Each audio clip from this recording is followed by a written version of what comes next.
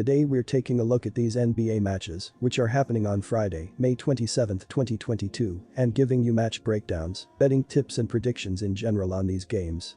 Welcome back to High Stakes, let's get straight into it. Also, don't forget to subscribe to get notified as soon as we release these sport prediction videos, and if you would like more betting tips and predictions, then check out our Patreon in the link down below. Our new Patreon is a way for us to help you improve your chances of making more money. Multiple plans are available for each and every one of you. You can get 30 extra betting picks all the way up to 500 extra betting picks per month. Stop wasting hours of your time searching for bad betting picks that ends up costing you a lot of money. Join the High Stakes Patreon now and get the best betting picks. Going back to our video, we will give you 2 betting picks for each game, a team pick and a total pick based on facts and detailed explanation. So make sure to watch our videos till the end so you don't miss any of our picks. Boston Celtics vs Miami Heat. Our team pick is Miami plus 8.5 points. And here is why. 6th man of the year Tyler Herro missed Game 5 with a groin injury.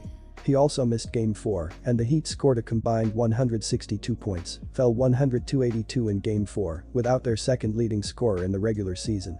Herro was averaging just 13.5 points and 4.1 rebounds in the playoffs on 41.3%, 23.2% 3PT shooting. Compared to the regular season, 20.7 pages, 40% 3PT, that's a big struggle for Herro. Jason Tatum was named to the first team All-NBA on Wednesday, and deservedly so as he averaged 26.9 points, 8.0 rebounds and 4.4 assists during the regular season, on 45.3% shooting, 35.3% 3PT. He's averaging the exact same amount of points in the playoffs, but his shooting numbers are down some, 43.6% FG, 35.5% 3PT. While the Boston All-Star had 22 points on Wednesday with 12 rebounds and 9 assists, he also had 5 turnovers and shot just 7 of 20 from the field. Tatum, like many players in this series, is hampered by an injury, shoulder. He did go off for 31 points in Game 4, but that came after he had just 10 points and 6 turnovers in Game 3 in a 109-103 loss. Brown also had no turnovers in the final 3 quarters after committing 4 in the first quarter. The Celtics had just 15 turnovers, compared to just 9 in Game 4 and 23 in Game 3. When the C's take care of the ball, they are tough to beat.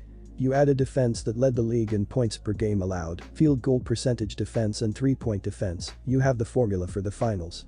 The Miami Heat are averaging 104.3 points on 44.6% shooting and allowing 100.3 points on 44.8% shooting.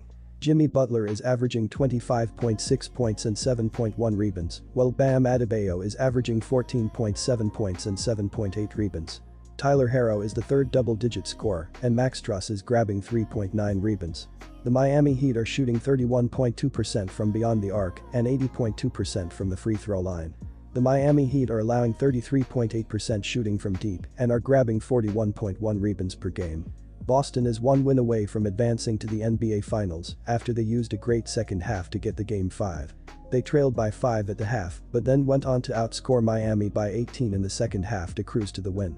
They were led by Jaylen Brown, who had 25, while Jason Tatum had 22 points and 12 rebounds, while Al Horford chipped in with 16 and Derek White added 14.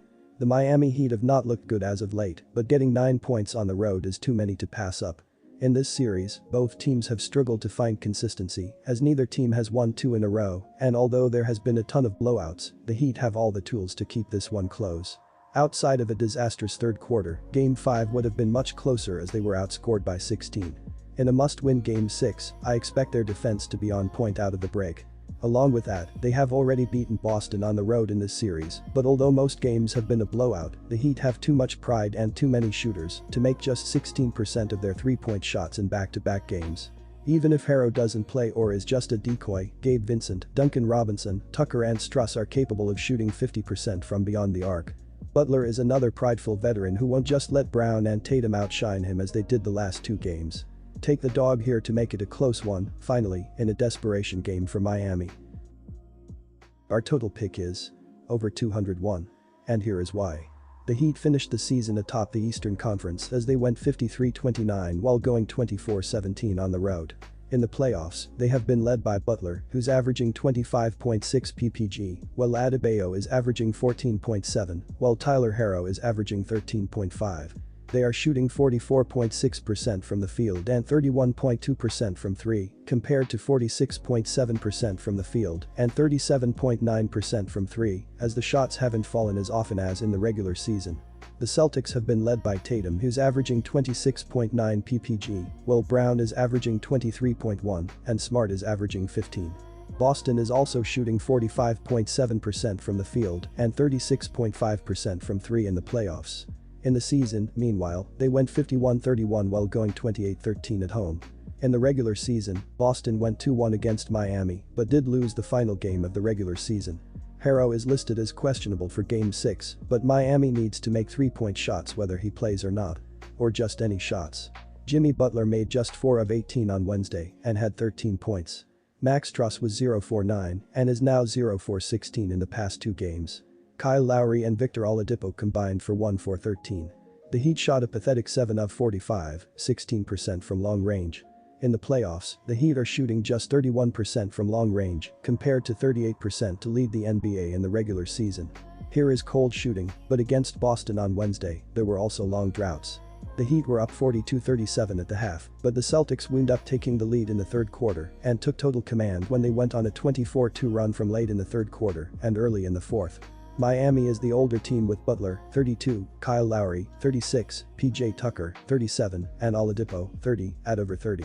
Surprisingly, Oladipo is the healthy one in that foursome as Butler and Tucker are hampered by knee injuries. Butler missed the second half of Game 4, while Lowry is playing with a hamstring issue. The Boston Celtics are averaging 107.8 points on 45.7% shooting and allowing 100.7 points on 43.2% shooting. Jason Tatum is averaging 26.9 points and 6.3 rebounds, while Jaylen Brown is averaging 23.1 points and 3.3 assists. Marcus Smart is the third double-digit scorer, and Al Horford is grabbing 9.3 rebounds. The Boston Celtics are shooting 36.5% from beyond the arc and 80.4% from the free throw line. The Boston Celtics are allowing 31.6% shooting from deep and are grabbing 42.9 rebounds per game. The total in this series has been all over the place, and now taking over 201 is the way to go here in Game 5. Both teams couldn't make a shot in the first half, and because of that, this number is way too low. They had a combined 79 points at the half, while when shots started to fall in the second half, they combined for 94, but that includes Miami's struggles continue in the third. Although both teams play at a slow pace as Boston ranks 24th at 99, while the Heat rank 29th at 98.2, I expect their shooting to improve in Game 6. Along with that, if Miami gets down they will foul early, which will lead to more points, so take the over here. Disclaimer, no financial advice. The information on this channel is provided for education and informational purposes only, without any express or implied warranty of any kind, including warranties of accuracy, completeness, or fitness for any particular purpose. The information contained in or provided from or through this channel is not intended to be and does not constitute financial advice, investment advice, trading advice, or any other advice. The information on this channel and provided from or through this channel is general in nature and is not specific to you, the user, or anyone else. You should not make any decision, financial, investment, trading, or otherwise, based on any of the information presented on this channel without undertaking independent due diligence and consultation with a professional broker or financial advisory.